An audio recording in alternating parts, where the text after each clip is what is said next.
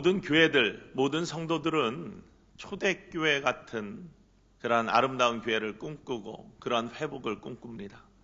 세계에 있는 모든 교회들이 성경에 나타난 사도행전적 교회, 초대교회의 모습들을 바라보면서 우리의 삶도, 우리의 교회도, 우리의 모습도 이렇게 되었으면 좋겠다라고 그렇게 바라고 또 기도하고 그런 꿈을 꾸고 그런 소망을 가지고 믿음의 삶들을 살아갑니다. 초대교회의 아름다운 모습은 다른 것이 아니라 말씀이 흥왕하고 능력들이 나타나고 기적을 체험하고 기쁨이 충만하고 그 속에서 삶이 행복하고 하나님과의 친밀한 교제와 함께 우리 구주 예수 그리스도를 따라가는 아름다운 제자의 삶이 있는 그러한 모습이 바로 초대교회에 나타난 삶의 모습이고 교회의 모습이고 또한 가정의 모습입니다. 그러한 모습들이 사도행전에 기록되어 있고 그것은 다른 것이 아니라 성령 충만함 가운데 이루어진 일입니다.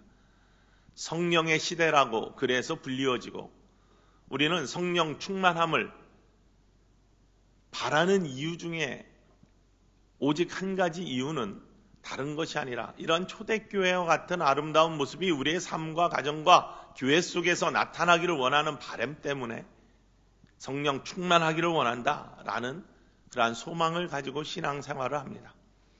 오늘 부른 우리의 찬송도 빈들의 마른 풀 같은 우리의 마른 심령 속에 성령의 단비처럼 부어주시는 하나님의 은혜가 충만함으로 말미암아 우리의 삶에 아름다운 열매가 풍성한 그러한 푸른 나무와 같은 모습들이 나타나기를 원하는 바람들을 찬송했고 또 시온 찬양대의 찬양 마찬가지로 보혈의 피의 능력이 우리의 어두운 것들을 쓸어내고 덮어주시고 깨끗게 하심으로 말미암아 새로운 소망의 삶을 살 수 있게 하시는 하나님의 은혜를 만나기 원하는 그러한 소망을 선포했습니다.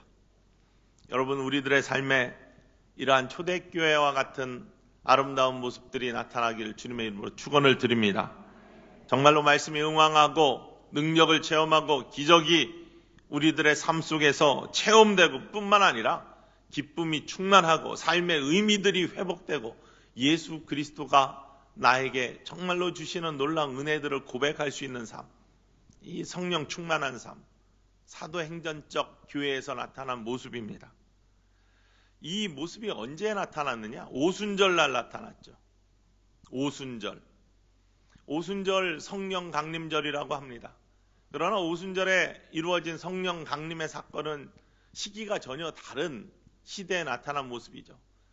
성령 강림의 사건은 바로 사도행전에 나타난 초대교회가 시작하게 된 바로 첫 발걸음의 시작의 시점이고 오순절은 이스라엘 백성들이 출애굽한 사건하고 관계된 명절입니다.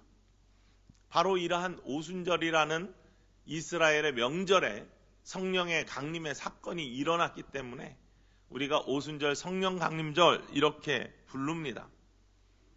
오순절은 어떤 절기냐? 우리가 잘 아는 것처럼 이집트에서 종살이하고 있던 이스라엘 백성들을 하나님께서 그 부르짖음의 안타까운 소리를 들으시고 구해주시기 위해서 모세를 애굽 땅에 보내시고 종살이하고 있던 이스라엘 백성들을 바로 왕으로부터 구출해서 약속의 땅 가나안으로 인도를 하셨습니다. 그런데 바로가 말을 잘 안 듣자 10가지 재앙을 내리죠. 그 마지막 재앙이 모든 장자의 죽음입니다. 그러나 이스라엘 백성들의 장자를 살리시기 위해서 어린 양의 피를 이스라엘 백성들의 가정의 문설주에 바름으로 말미암아 그것이 죽음의 사자가 뛰어넘는 표식이 되어서 그 어린 양의 피에 죽음의 사자가 그 가정은 장자를 취하지 아니하고 뛰어넘는 패스오버하는 유월하는 5월, 6월, 7월이 아니라 건너뛴다는 의미로 유월하는 그러한 패스오버의 사건이 나타나고 그것을 유월절이라 부르는 것이죠. 장자의 죽음을 면하게 하시는 어린 양의 피와 같은 놀라운 구원의 사건이 바로 우리 구주 예수 그리스도의 십자가의 보혈의 은혜로 말미암아 우리가 사망에서 생명으로 옮겨지는 우리의 삶의 자리가 바뀌는 그러한 유월의 사건들이 우리의 삶에도 나타나는 것이고요. 바로 그렇게 해서 출애굽된 이스라엘 백성들이 홍해도 건너고 목마름도 이기고 배고픔도 견디면서 50일 만에 도착한 곳이 시내산이죠.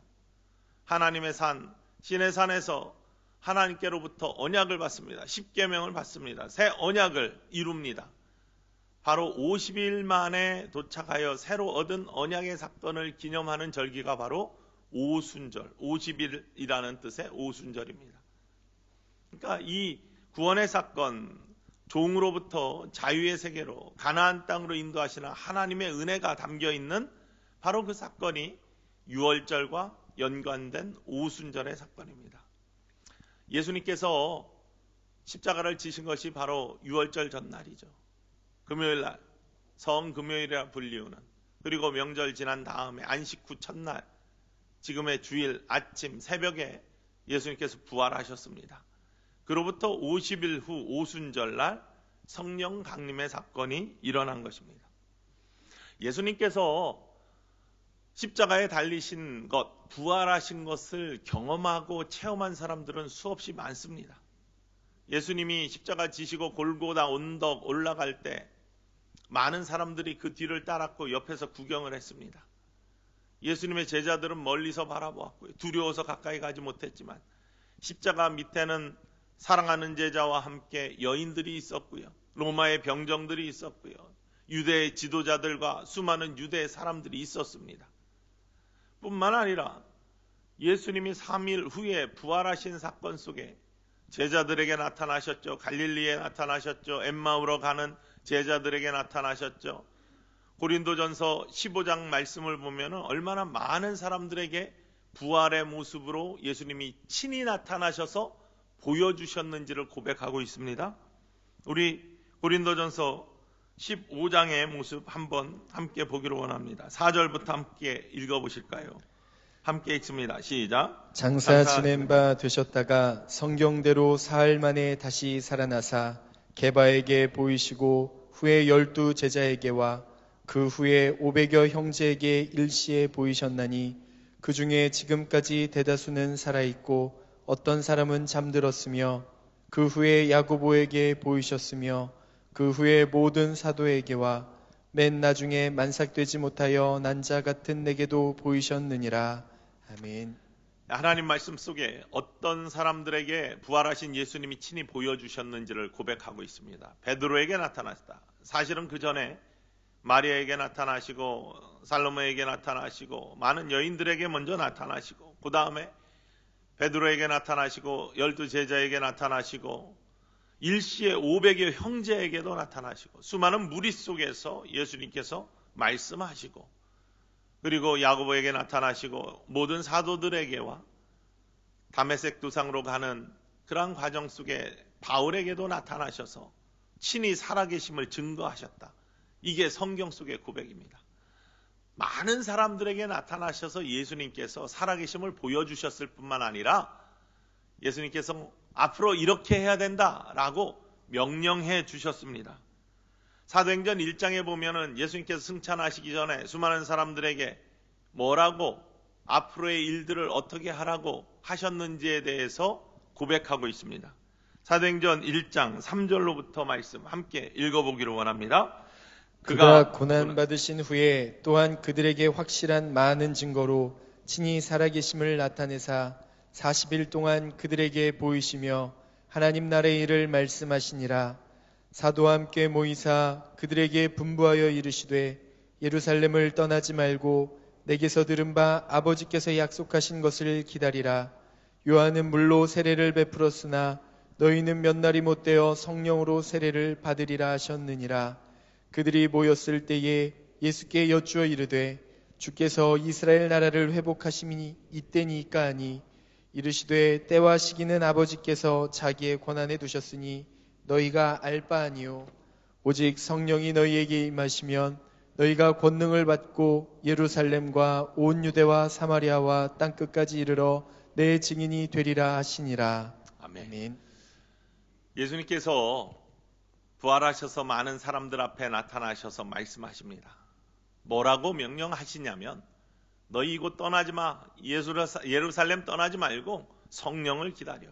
약속하신 것을 기다려라. 성령 기다리라는 것이고 성령 세례를 기다려라. 성령의 찌심을 기다려라. 그 시기 때 이게 바로 이때입니까? 라고 제자들이 묻자 그거 너희 권한 아니고 그건 아버지께 속해 있으니 언제 올지 모르지만 이건 두 가지 의미가 있는데요. 하나는 성령이 언제 임할지 모르니까 그 때와 시기 그 아버지께 달렸으니까 이거 상관없이 열심히 간구하면서 기다려. 이 의미가 있고 또 하나는 마지막 때 예수 그리스도의 재림이 언제 임할지 모르니까 그거 때와 시기는 아버지께 달려 있으니까 몇 월 몇 시 뭐 인제 온다 이런 거 다 거짓입니다. 그거 상관없이 너희가 바로 그날이 그날인 것처럼 바로 오늘이 그날인 것처럼 삶을 살아라 라는 그러한 예수님의 말씀의 선포이고 만약 성령이 너에게 임하신다면 너희가 권능을 받고 예루살렘과 온 유대와 사마리아 땅 끝까지 이르러 내 증인이 되라 라고 하면서 예수님께서 증인의 사명을 주신 바로 그 장면입니다. 많은 사람들이 이 말씀을 들었습니다. 예루살렘 떠나지 말고 내가 너에게 약속한 거 줄 테니까 기다려라. 보혜사 성령이 너에게 임하실 것이다. 너희를 돕고 너에게 능력을 주셔서 너희가 내 뜻을 이루어가는데 통로가 될 수 있게 하시는 성령님이 너에게 올 것이다. 그러니까 그 성령님을 기다려라 라는 그러한 명령을 들은 사람들은 수없이 많습니다. 일시에 500여 명에도 나타나셨다니까요. 더 많은 사람들이 예수님의 말씀을 들었습니다. 그런데 그 명령의 말씀을 듣고 기다렸던 사람들은 120명입니다. 수많은 사람들이 예수님의 말씀을 듣고 그 말씀을 마음속에 새기기는 하였지만 그 말씀을 따라 순종하고서 마가의 어머니 다락방에서 언제 올지 모르는 성령을 기다렸던 것은 120명이라는 사실입니다. 여러분, 언제 올지 모르는 기한이 정해져 있지 않은 성령을 기다리는 거 참 힘든 일입니다. 오늘 말씀해 보면 예수님께서 40일 동안 친히 나타나셨다 이렇게 되어 있습니다. 아까 유월절과 오순절을 말씀드린 이유가 바로 예수님이 부활하셔서 성령이 오기까지의 기간이 50일 걸렸다는 거예요. 유월절에서 오순절까지, 오순절 성령의 다락방 사건이니까요. 40일 동안 나타나시고 승천하셨습니다. 그 다음에 열흘 후에 기도에 전무했던 마가의 다락방의 사건에 열흘 동안 기도했던 120명에게 성령이 임하고 그들이 성령 받고 은혜 받고 예루살렘에 나가 복음을 전하기 시작하면서 초대교회가 시작이 되었습니다. 그 열흘은 정해진 기간이 아니에요. 그런데 열흘 동안 이들은 언제 올지 언제 우리에게 임할 줄 모르는 성령을 기다리면서 기도에 전무했다는 사실입니다. 여러분에게 언제 올지 모르는 언제 응답될지 모르는 그러한 하나님의 기도의 응답들을 바라면서 기도에 전무하십시오 라고 할 때 그 기간이 하루 이틀이면 상관이 없는데 5일이 넘어가고 일주일이 넘어가고 아흘에 이렇게 됐는데도 응답이 없다면은 아마 초조해질 겁니다. 그러나 이들은 그렇지 않았습니다. 예수님이 하신 말씀 그대로 때와 시는 아버지께 정해진 것이요. 너희는 오직 성령이 임하기만을 간구해라 라는 예수님의 명령을 그대로 믿고 순종하면서 그 길을 갔던 사람이에요. 그들은 성령을 받았습니다. 성령의 임함을 체험했습니다. 성령은요, 우리가 성령에 대해서는 나중에 구체적으로 계속해서 말씀을 드릴 텐데 질서의 영입니다. 각각 120명이 각각의 성령을 받았지만 그 각각의 성령은 한 성령으로부터 이루어진 모습이 흩어지지 않습니다. 한 마음을 만듭니다. 분열되지 않습니다. 성령은 질서의 영입니다. 성령은 위로의 영입니다.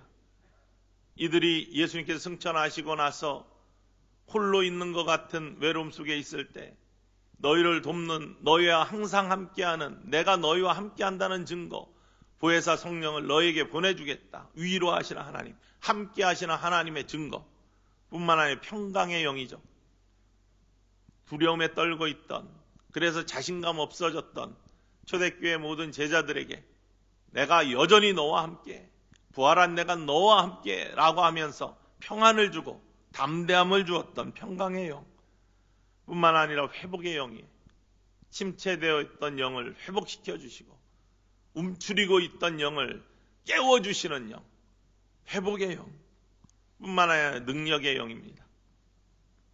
은사를 주셔서 하나님의 일을 하게 만드는 영. 여러분, 이러한 영이 여러분과 함께 하시기를 주님의 이름으로 축원을 드립니다.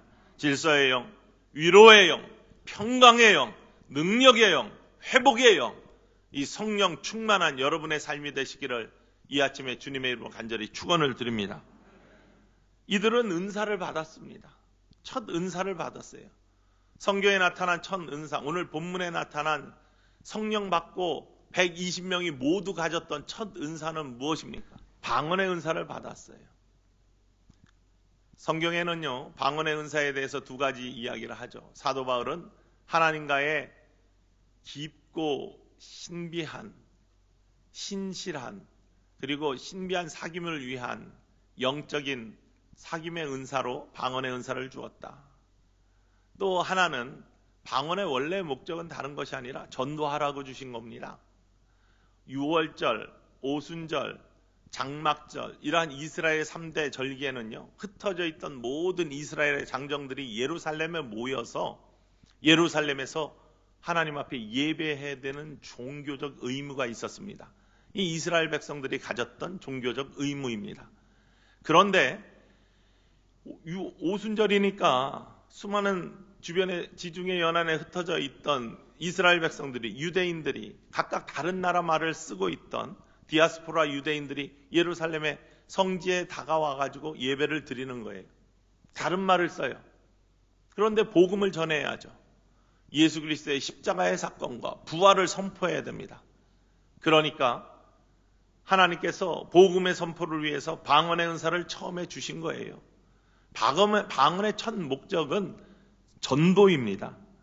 그러니까 고린도 교회에 문제가 나타났는데 방언의 은사 받았다고, 나 방언 은사 받았다 하면서 대표 기도하는데 올라와 가지고 사람들 보라고, 나 이런 은사 받았어 자랑하려고 알아듣지도 못하게 방언으로 대표 기도를 하고, 이런 일이 성경에 나타나 있어요.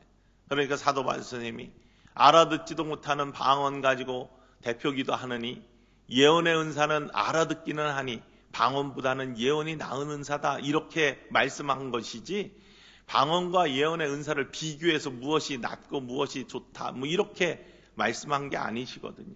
이 성경은 맥락에서 잘 우리가 그 의미를 따져서 받아들여야 됩니다. 방언의 첫 목적, 하나님 주신 건 다 쓰임을 위해서 주시는 겁니다. 모든 은사는 하나님이 목적을 가지고 주시는 거예요. 쓰임받게 하시기 위해서. 은사를 받고 쓰지 않는 것이 죄악이지, 은사를 받았더라면 그것을 하나님이 주신 목적에 따라서 쓰는 것. 바로 120명은 이 방언의 은사를 처음에 은사로 받고 능력으로 받고 예루살렘에 나아가서 복음을 전하기 시작했습니다. 다가오는 많은 유대인들을 만나가지고 복음을 전하고 그들에게 예수 그리스도를 전하기 시작했습니다.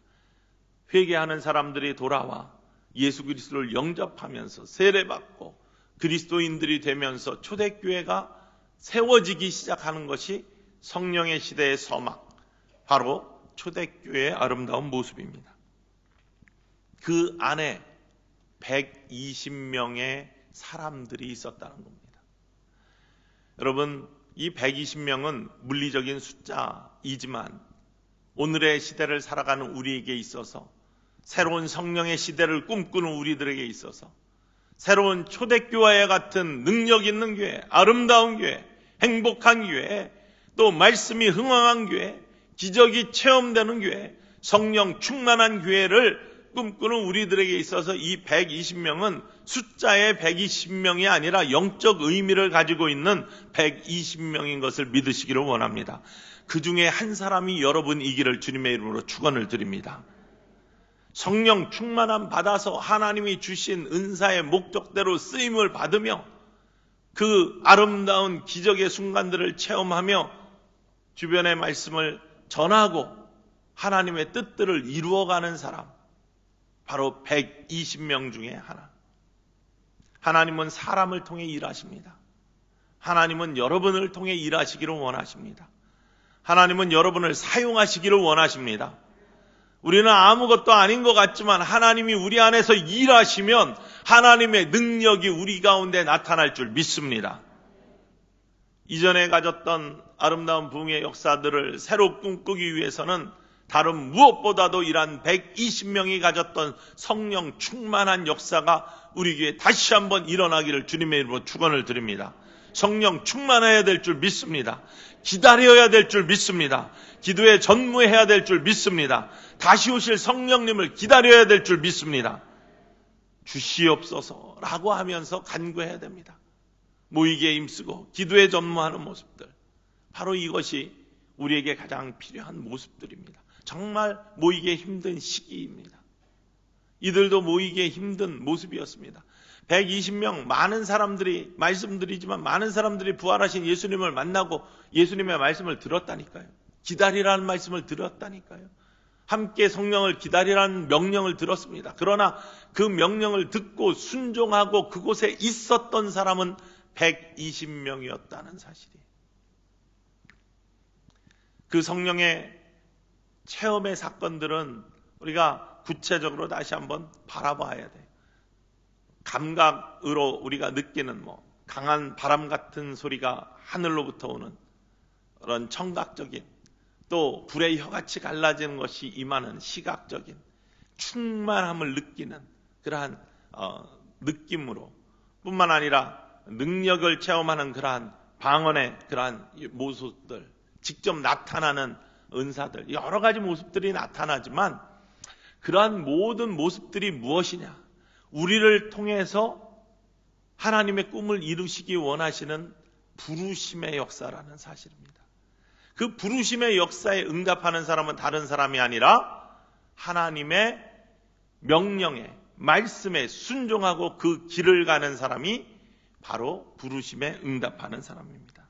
그래서 오늘 이 아침에 하나님의 약속의 말씀 믿고 예수 그리스도의 명령을 믿고 그 자리에 있었던 마가 어머니 다락방의 자리에 있었던 120명, 그 사람이 되기 위한 가장 중요한 조건 한 가지, 그 한 가지만 나누기를 원합니다. 그건 다른 것이 아니라 하나님 말씀에 대한 순종입니다. 하나님 말씀에 대한 순종. 사도행전 1장 4절 말씀에 보면 다시 한번 이 말씀 읽기를 원합니다. 시작. 사도와 함께 모이사 그들에게 분부하여 이르시되 예루살렘을 떠나지 말고 내게서 들은 바 아버지께서 약속하신 것을 기다리라.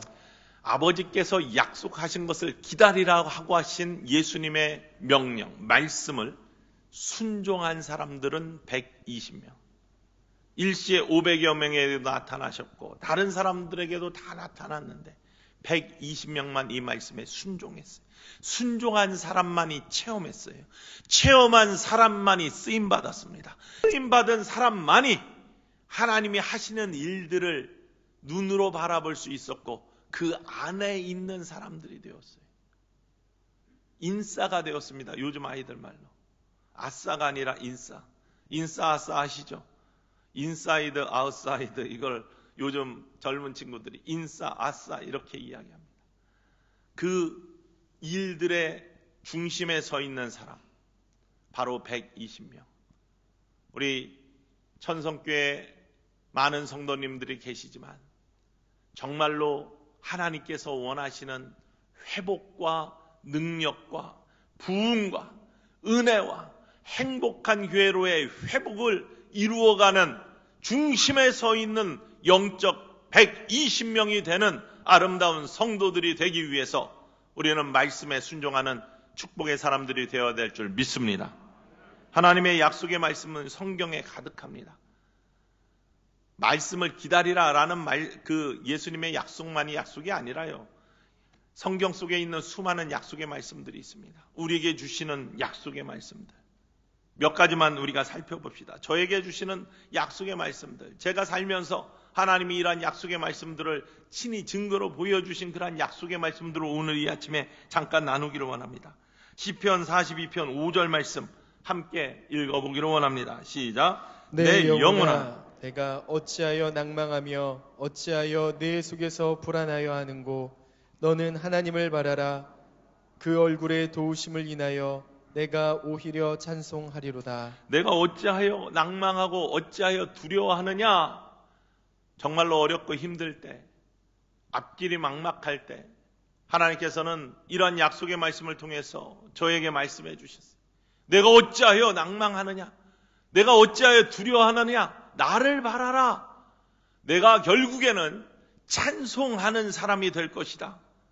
이 약속의 말씀 믿고요, 순종해 보십시오.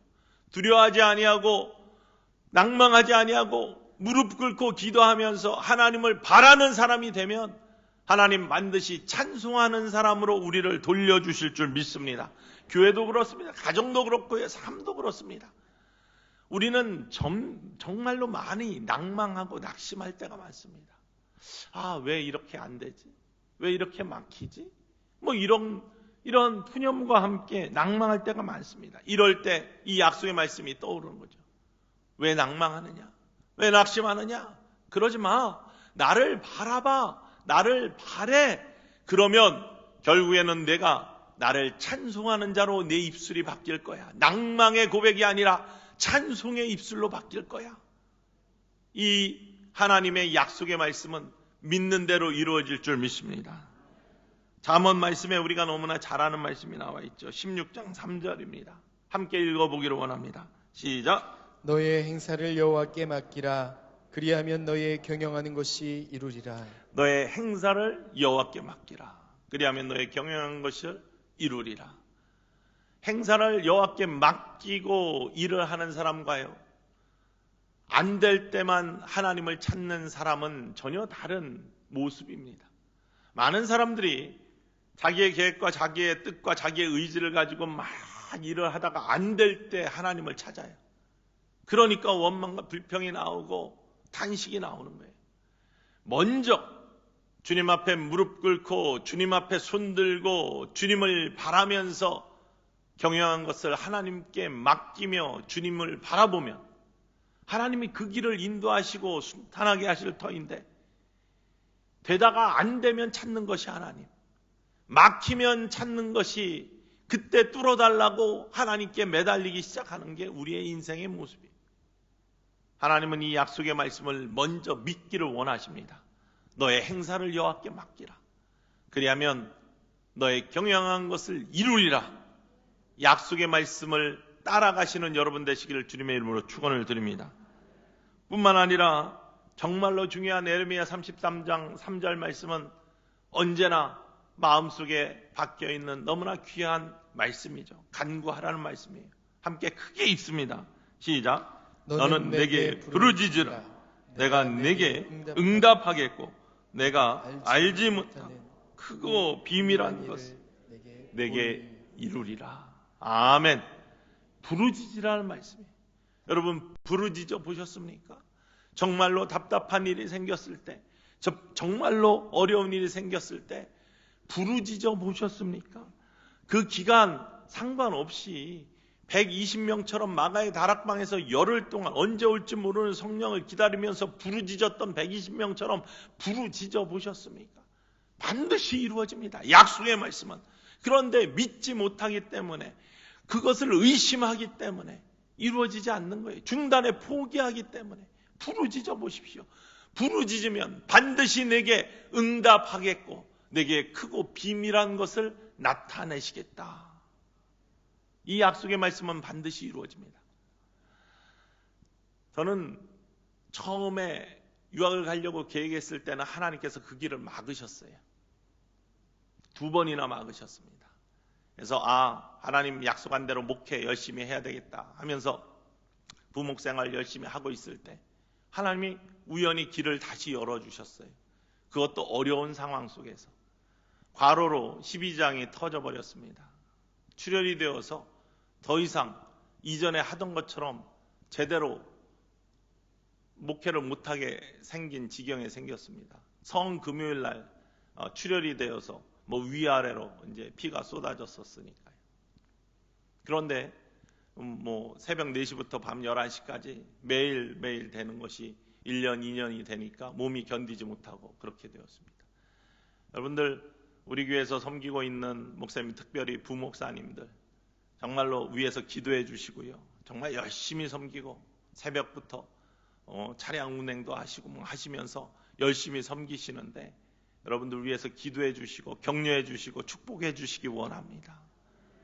주님 앞에 바로 온전히 섬길 수 있도록. 그렇게 함으로 말미암아 4월에 그 일이 생겼는데 6월에 교회 사임하고 8월에 갑작스럽게 유학을 갔습니다. 그러면서 누구 후원 안 받고 우리의 힘으로 살아보자 라고 결심을 하고 도움을 안 받고 산다. 갖고 있던 조그만 돈 가지고 우리가 최선을 다해서 살자.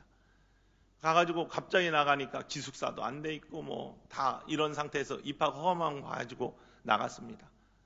5살, 1살 두 아이를 데리고 4명이 함께 갔습니다.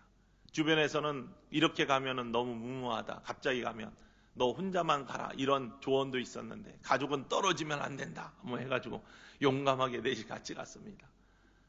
머릿속으로는 참 좋은 계획이었는데 가보니까 닥치는 어려움들이 얼마나 많은지 알 수 없었습니다.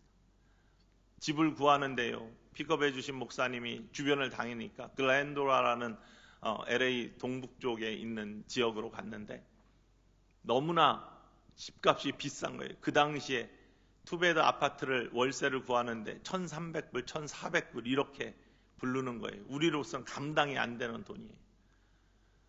한 700불 요 정도 생각하고 기숙사처럼 생각하고 갔는데 그걸 감당할 수가 없어요. 주변에 보니까 트레일러라고 조립식 건물, 가건물 쭉 세워놓고 이렇게 한 데가 있습니다. 같이 가신 목사님이 귀찮으니까 이런 데서 살아보는 것도 미국 생활 경험하는 거야 하고 거기다 떨어뜨려 놓고 가셨어요. 월세 800불. 근데 그곳을 방문하는 다른 나중에 친구들 전부 다 이거 빨리 나와. 여기 너무나 위험한 곳이야. 정말로 위험한 곳이었습니다. 밖에다 자전거 세워놓으면 바로 없어지고 2번이나 그런 일이 생기고 정말로 위험한 곳인데 1년 동안 그곳에서 정말 잘 살았어요. 하나님 은혜로. 중요한 것은요. 원래 계획했던 것보다 정말로 지출이 많아지기 시작하는 거예요. 차로 아주 나쁜 중고차를 사려고 했는데 나쁜 차 중에 그래도 쓸만한 것을 6,000불 달라고 그러니까 처음에 계획했던 5,000불보다는 1,000불이 많아지고 이렇게 하면서 자꾸 지출이 많아지고 이 걱정과 근심이 생기기 시작하는 거예요. 모든 것들을 하나님께 맡기며 또 길도 열어주신 분이 하나님이시고 여러 가지로 다 하나님이 안내하시고 인도하시고 함께 하실 줄 믿는 믿음이 점점 더 불안으로 감싸지기 시작하는 거예요. 많은 사람들이 다 그렇더라고요. 돈 앞에서 약해지고 불안해지고 그러면서 자꾸 조급해지고 잘 들리지도 않고 여러 생활들이 점점 답답해지는 것을 느껴요. 이때 주신 말씀이 시편. 왜 불안해하느냐? 왜 실망하느냐? 나를 바라봐라. 너 찬송하는 사람이 되게 내가 만들어줄 거야. 너의 경영을 하나님께 맡겨. 너의 행사를 하나님께 맡겨라. 그러면 내가 하는 일들 내가 책임질 거야. 내가 왜 부르짖지 않니? 왜 네가 머리로 생각하니? 먼저 무릎 꿇고 기도해봐. 하루는 이런 말씀을 마음속에 새기면서 기도하면서 지내고 있는데 어떤 잘생긴 백인 아저씨가 그 주변에서 어슬렁거려가지고 가가지고 우연히 인사를 하게 되었어요. 잘 들리지도 않을 때예요. 그런데 하면서 이야기를 하는데 성경 이야기를 하는데 어디서 왔니? 한국에서 왔다. 너희 나라에도 교회가 있니? 교회 다닌다. 성경 이야기를 쫙 하길래 나 목사야 그랬어요. 했더니 정말? 너 안수받은 목사야? 이렇게 오데인 패서 하고 물어봐요. 예, 나 안수받은 목사야. 근데 왜 여기 있어? 그래서 나 공부하러 왔어. 그런데 집을 못 구해서 여기에서 살게 되었어. 그랬더니 자기도 성경에 관심이 많고 가르치고 히브리도 배웠고 저쩌고 하면서 막 한참 장황하게 이야기를 하고 헤어졌어요.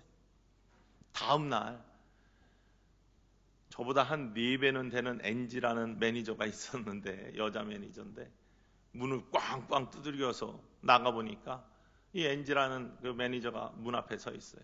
왜? 그랬더니 너 월세 원래 800불에 계약을 했는데 650불로 깎아준대요. 150불을. 왜? 그랬더니 처음에 못 알아들었어요. 그래서 한참 설명해서 왜? 그랬더니 깎아준다는 게 이해가 안 가가지고 했더니 여기에 가드닝을 해야 되는데 꽃을 심어줬어야 되는데 꽃을 안 심어줘가지고 150불을 빼주겠다는 거예요. 아니 조립식 집에 꽃 있는 집이 없어요. 주변에 다. 가드닝이 무슨 말이에요. 그런데 그렇게 이야기하는 거예요. 아마 주인이 목사란 얘기를 듣고 공부하러 왔다는 얘기를 듣고 좀 도와주고 싶은데 그냥 도와주면 자존심 상할까봐 매니저를 통해 여기 가드닝이 안 됐으니까 150불 깎아준다고 하면서 선처를 이렇게 선의를 베푸는 그런 모습이었던 것 같아요. 그것도 나중에 나 왜 깎아주는지 저희 집사람하고도 한참 얘기했는데 이해가 안 가는 거예요. 다른데 다 아무것도 없는데 왜 우리 집 가드닝이 안 됐다고 150불 깎아준다는 거야.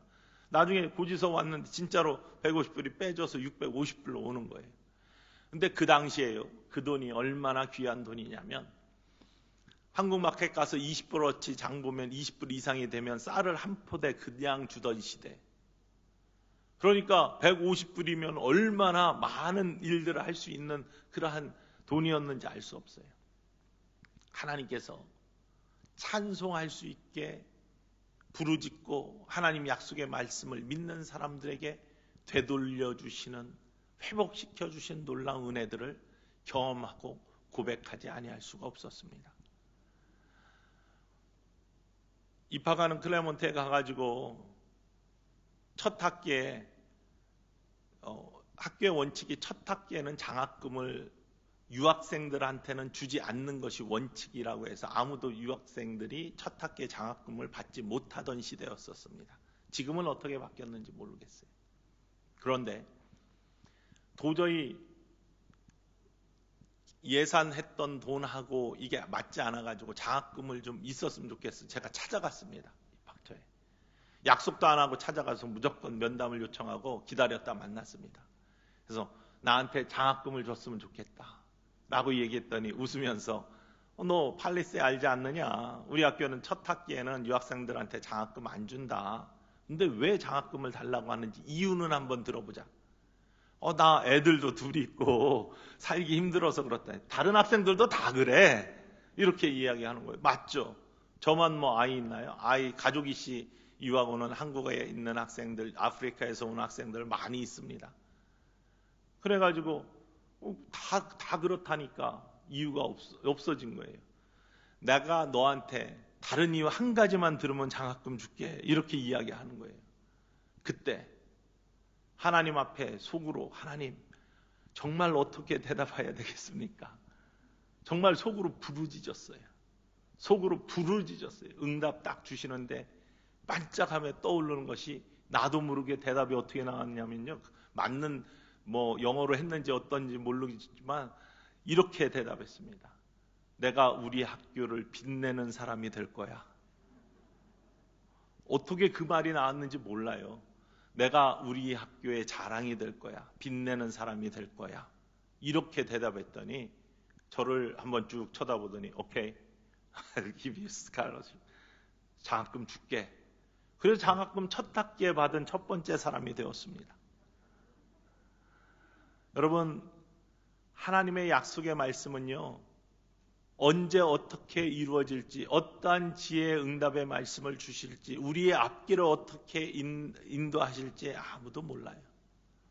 우리가 믿지 않기 때문에, 의심하기 때문에, 거저 하라는 대로 하지 않기 때문에 하나님의 인도하심을 받지 못하는 것이지, 하나님의 약속의 말씀을 믿고 그 앞에 무릎 꿇고 부르짖으라고 할 때 부르짖고 낙심하지 말라고 할 때 낙심하지 말고 의심하지 말라고 할 때 의심하지 않고 하나님을 온전히 믿으며 하나님께 나의 모든 것들을 맡기면 하나님께서 우리의 삶을 온전한 곳으로 인도하실 줄 믿으시기를 원합니다.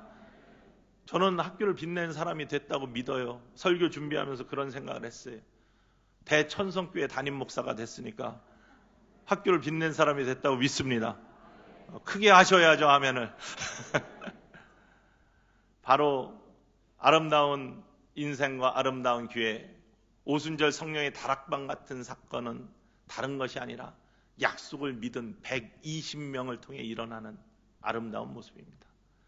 바라기는 여러분들이 이 120명, 영적 120명이 되어서 우리 천성교회가 초대교회 같은 부흥하고 행복하고 기쁨이 넘치고 능력이 넘치고 기적을 체험하고 성령이 충만한 교회가 되는 아름다운 통로가 되시기를 주님의 이름으로 간절히 축원을 드립니다.